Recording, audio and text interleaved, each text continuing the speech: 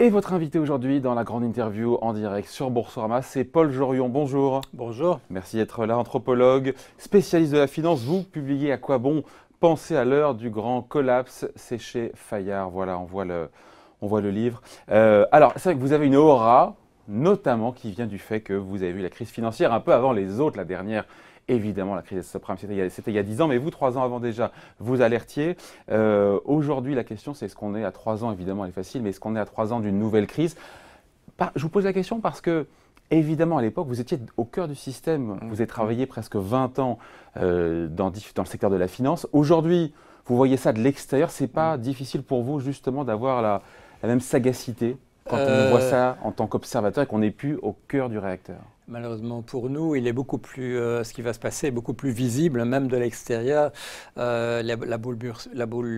Excusez-moi, la bulle boursière, l'argent en quantité excessive qui s'est retrouvé dans l'économie à la suite du quantitative easing américain. Et ensuite, nous avons fait pareil, les Japonais avaient fait la même chose aussi. Mais ça marche bien pour l'instant.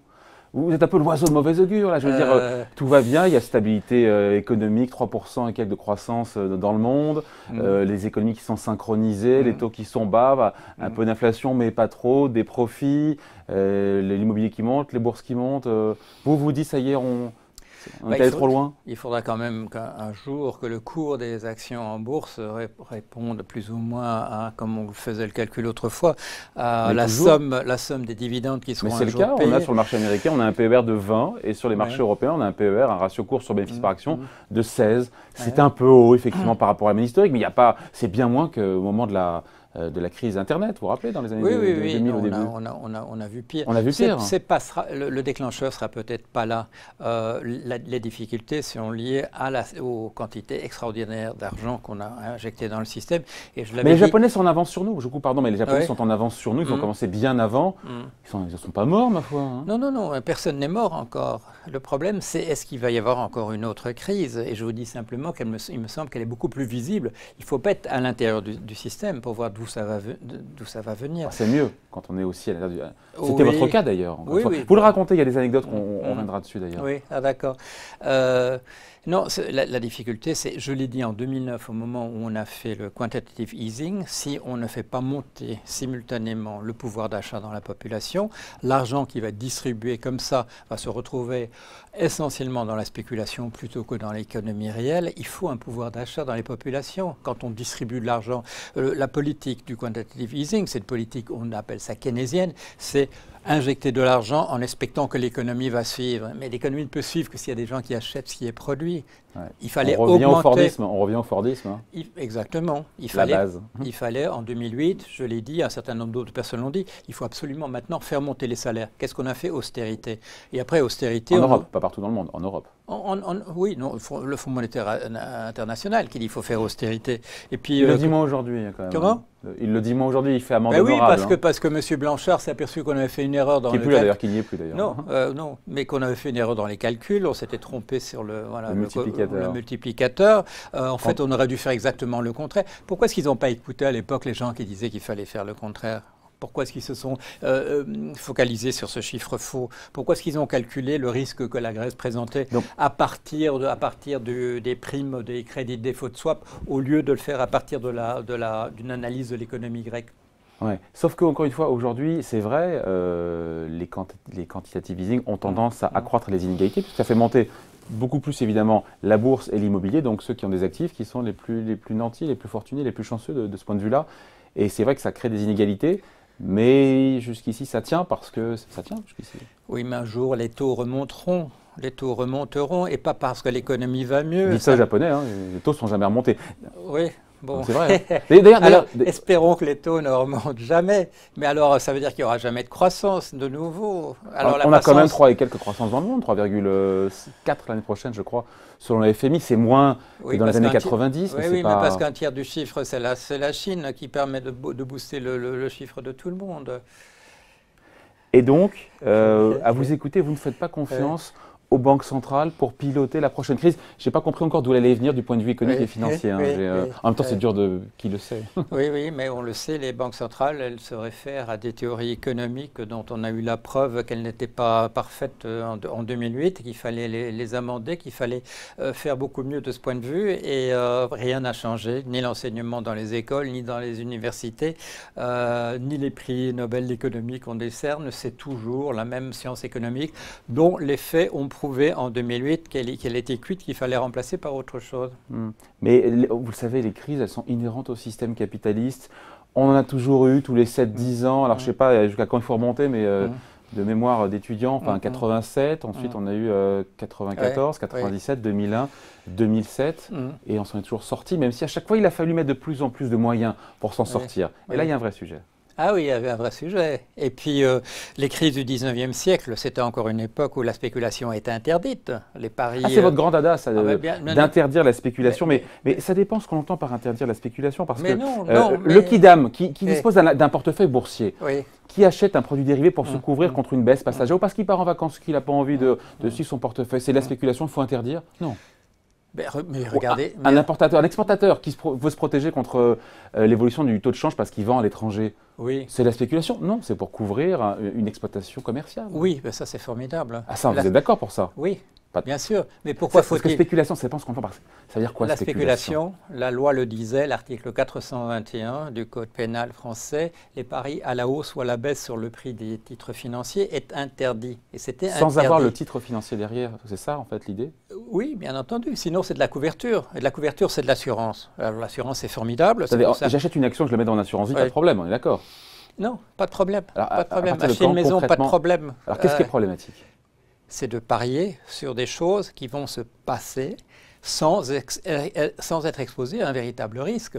Alors on crée un risque de toute pièce, et ce risque, à force de grossir, il produit du risque systémique, comme on l'a vu en 2008. Au moment où tout s'effondre, au moment où tous nos gouvernements apportent de l'argent pour renflouer le système, la moitié des sommes qu'il faut couvrir, ce sont des paris purs et simples, par des gens qui ont créé un risque qui n'existait pas dans l'économie, simplement pour eux devenir plus riches et les autres devenir plus pauvres. Ça sert absolument à rien et c'est très très dangereux. Et ça, on n'y touche pas. Il ne faut pas dire que rien n'a été fait depuis 10 ans. Pardon ? Il ne faut pas dire que rien n'a été fait en termes de régulation, de contrôle du système financier depuis 10 ans. Peut-être pas assez n'a été fait, mais on ne peut pas dire que rien n'a été fait. La différence, c'est pas entre rien, je ne dirais pas qu'il n'y a rien, mais pas assez, oui. Et avec M. Trump aux commandes aux États-Unis, on va encore détricoter le peu qui a été fait. Ouais. Alors vous souhaitez carrément, je me rappelle, vous étiez venu il y a quelques mois, un reset du système capitaliste. Est-ce qu'il n'y a pas un plan B un peu moins radical quand même, parce que le reset, on peut l'espérer, mais ça ne semble pas ce qui est le plus probable à très court terme. Il n'y avait pas un plan B pour éviter une prochaine crise? Le plan B, il viendra de l'extérieur, il viendra des règlements climatiques, il viendra des ouragans qui vont se développer dans l'Atlantique comme on vient d'en voir. On en aura 15 par an dans le golfe du Mexique et tout va venir de là, c'est-à-dire que alors qu'on a des problèmes avec des centaines de milliers de réfugiés qui viennent d'Afrique, ce seront des millions et nos systèmes ne sont pas adaptés. Donc l'épicentre de la crise, il ne sera peut-être pas financier ou économique, parce que vous dites clairement que notre système économique et financier est à la dérive, mais l'étincelle qui mettrait le feu au baril ne viendra peut-être pas du système économique et financier, qui est plus résilient quand même aujourd'hui. Oui, peut-être, mais je parle toujours de 3 éléments qui sont combinés. La complexité qui nous dépasse parce qu'on confie aux ordinateurs les décisions que nous devons prendre, l'économie et la finance et l'environnement autour de nous. Et l'environnement, on prend des mesures, ceci, cela. Dans 5 ans, on repensera au glyphosate ou je ne sais quoi. Non, ça va trop vite, ça va trop vite. Les gens qui s'intéressent à ces problèmes-là nous parlent de 2 ou 3 générations. Il faut résoudre ces problèmes-là avant. Et bon, c'est pour autant que ce soit encore soluble. Alors, ce qui est intéressant, vous racontez, il y a beaucoup d'anecdotes. Il faut rappeler, vous avez travaillé encore une fois 18 ans dans le secteur de la finance. Vous avez été encore une fois au cœur du système, la main dans le cambouis. Et vous racontez que quand vous voulez équiper une banque européenne d'un système de gestion des risques, VaR, la value at risk, pour mesurer la perte maximale en une journée si jamais un scénario catastrophe devait se produire, système que demandaient les autorités de tutelle d'installer donc dans les banques. Et ce logiciel-là, vous racontez, il ne fonctionnait pas bien, il y avait des erreurs. Ouais. Là, vous grattez et tout, et racontez la fin. Il y a un cocktail à la fin où on vous dit, Oui, enfin, non, je c'est vous laisse ça, raconter. oui, Hein. oui. Bon, c'est-à-dire que je m'aperçois qu'en fait, les erreurs de calcul ne sont pas dans le nouveau module, mais ils sont dans les modules en amont, où on fait le calcul simplement de la valeur des obligations. Et je demande à ce qu'on regarde où c'est, parce que c'est important pour la manière dont les banques fonctionnent. Les banques ne peuvent pas perdre ou gagner de l'argent comme ça, des sommes indéterminées. Et je demande à voir le code, et on me montre le code, mais ça retarde l'installation. Et je me trouve effectivement dans un cocktail, ça se passe à Amsterdam, je peux le dire maintenant. Il y a un type qui m'aborde, un petit monsieur, qui me dit, vous savez qui je suis? Je dis non, absolument pas. Il dit, moi je sais qui vous êtes l'emmerdeur qui a tout bloqué. Et il me dit son nom, et là je reconnais, c'est le numéro 2 de la banque. Et il me dit, mon petit monsieur, vous savez que... Je dis, oui, mais on va avoir un problème avec le régulateur. Et là, il me dit, mon petit monsieur, vous ne comprenez pas comment ça marche les choses. Le régulateur, moi, je lui donnerai les chiffres et il ne mouffetera pas. Voilà. Bon, mais ça, c'était il y a 10 ans ou peut-être Oui, plus même. Est-ce qu'aujourd'hui, les pratiques, les mentalités ont changé quand même? Oui, mais sur ces 10 ans, c'était il y a 20 ans. C'était plus que 10 ans. C'était il y a 20 ans, voilà. Mais il y a 10 ans, moi, j'étais dans les banques et on demandait à un stagiaire de faire la lettre où on allait répondre au régulateur sur le truc. Et le problème, c'était pas de résoudre le problème, c'était d'écrire la lettre qui allait rassurer le régulateur. Le rapport de force. Écoutez, moi j'étais récemment, c'était quoi, il y a 2-3 ans, dans des discussions à la Banque nationale de Belgique, où on parlait de l'avenir du secteur financier en Belgique. Je peux vous dire qu'à ma connaissance, le rapport de force n'a pas tellement changé entre régulateur et banque. Bon, on dit souvent que vous êtes anthropologue. En quoi l'anthropologie permet de comprendre les comportements des acteurs qui sont sur les marchés financiers? Parce que là, c'est intéressant peut-être pour avoir un temps d'avance sur les prochaines crises. Oui. Mais de la même manière, voilà qu'en 2002, M. Kahneman, qui est un psychologue, reçoit un prix Nobel d'économie parce qu'il montre que, par sa science à lui de psychologue, que l'homme n'est pas rationnel comme le suppose la science économique. Et on lui donne un prix pour ça. Pourquoi? Parce qu'il a un autre regard. Pourquoi? Parce que la science économique s'est construite de plus en plus comme un petit club où on est d'accord les uns avec les autres. On a éliminé, c'était au début du XXe siècle, on a éliminé toute discussion sur la propriété privée, toute discussion sur les rapports qui peuvent être conflictuels entre les classes sociales. Tout ça disparaît de la science économique. Du coup, ça devient un truc qui est trop restreint, qui est trop centré sur lui-même, qui est incestueux dans ses approches et qui ne décrit plus la réalité. Donc, il faut des regards qui viennent de l'extérieur et qui disent mais non, écoutez, dans d'autres sociétés que les nôtres, ça fonctionne comme ça, il n'y a pas de raison que ça fonctionne vraiment autrement chez nous. Et alors c'est un autre regard, effectivement. Bon, pour reboucler encore une fois sur cette idée du grand collapse, mais surtout ce qui nous intéresse d'un point de vue économique et financier, à vous écouter, le constat que vous faites, mais d'autres le font aussi, c'est que le QE, tout cet argent qui a été déversé est resté dans les circuits financiers, qu'il y a beaucoup de monnaie en circulation, que ça fait monter les actifs financiers. Mais une fois qu'on a dit ça, vous n'êtes pas le seul à le dire. Moi aussi, je pourrais le dire et je le pense aussi d'ailleurs. Oui. Non, mais je veux dire que pour autant, ça n'annonce pas une crise imminente. Mais le système s'est fragilisé de plus en plus. Vous vous souvenez, les banques systémiques, tout le monde a dit en 2008-2009, il faut les démanteler pour constituer des unités, des modules qui, eux, seront plus systémiques, qui n'entraîneront pas tout le système à leur suite. On nous a dit, oui, ça coûte trop cher, on ne pourra plus prêter à l'économie, etc. Souvenez-vous ce qui s'est passé en France. La banque systémique, on l'a rebaptisée, M. Moscovici, il a rebaptisé ça Banque universelle en disant, mais une banque universelle, tout le monde sait que c'est très bien. Voilà, on n'a pas réglé le problème. La concentration est encore plus forte. Les effets de contagion, quand ça s'effondrera, seront encore plus forts. Sans savoir d'où ça viendra. Difficile de savoir, encore une fois. Oui, mais la contagion sera encore plus forte. Et M. Jamie Dimon, à la tête de président de JP Morgan. JP Morgan Chase, a dit la chose suivante. Il ne faudra pas compter la prochaine fois sur autant de générosité de notre part que nous avons montré en 2008. C'est-à-dire qu'il n'y aura même pas de solidarité. Les États n'ont plus d'argent. Ils ont pu le faire une fois, mais on ne peut pas le faire une seconde fois. Et les banques disent cette fois-ci, il ne faut plus compter sur nous. Pourquoi? Parce qu'on a parlé de bail-in à la place de bail-out. Voilà. Le bail-in, il faut expliquer ça. Le bail-in, c'est quand on ira chercher l'argent là où il se trouve pour renflouer le système, plutôt que de demander systématiquement, comme on l'a fait en 2008, demander aux contribuables, d'une manière ou d'une autre, d'apporter l'argent. Maintenant, comme on a fait à Chypre partiellement, on ira chercher l'argent qui a sur les comptes, on regardera les gens qui ont de l'argent et ils devront contribuer à renflouer les comptes. Il y aura aussi les actionnaires, il y aura les obligataires, ils vont tous se faire tondre. Voilà, les gens qui ont de l'argent. Ce sera la leçon, comme en 1929, qu'il faut que tout le monde participe. En 1929, les riches ont perdu beaucoup d'argent.